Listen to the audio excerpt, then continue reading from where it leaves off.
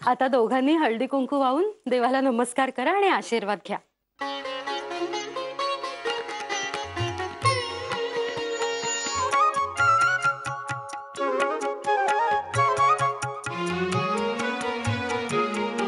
हे देवघर मला फार आवडले।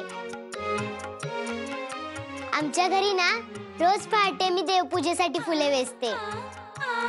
बरे झाले हो, आता इथे ही फुले वेचायचे काम तूच कर।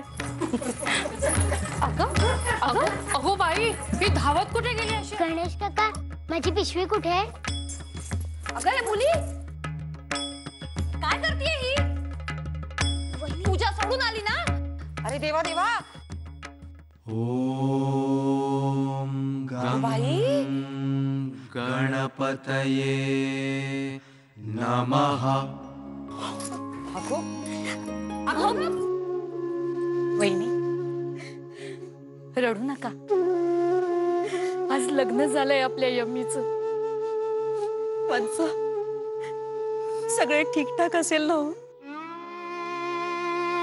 सगळं ठीकठाक होईल, सगळ्यांना आपलेसे करून टाकले असे। सासरच्यांनाही अगदी तसेच करू। हो हो, त्या ते करतीलच, पण काही म्हणा, घाई झाली मामांजींची एवढे मात्र खरे।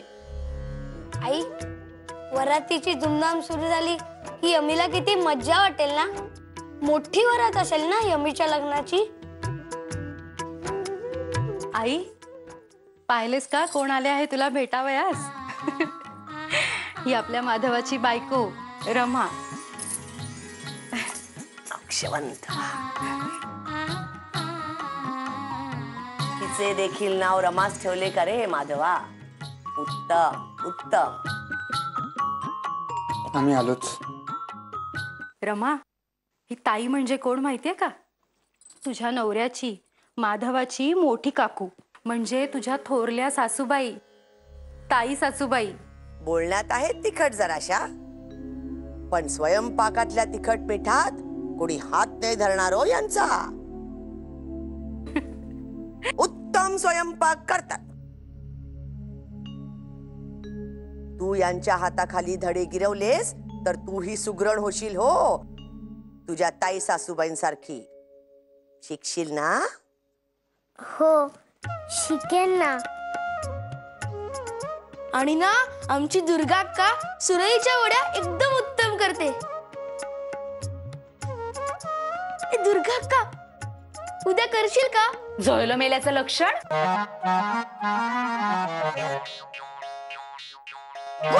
जळलं मेलीचं लक्षण केलीस ना शिवाशिव?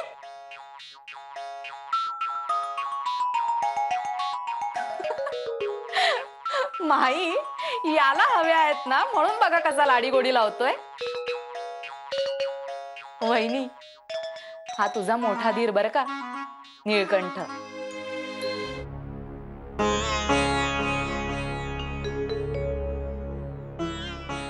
थांब तिथेच,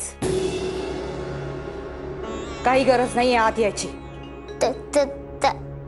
ताई सासूबाई,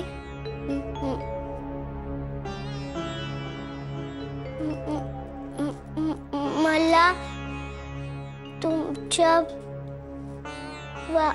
पाया पडावयाचे आहे। तुम्ही वळा ना।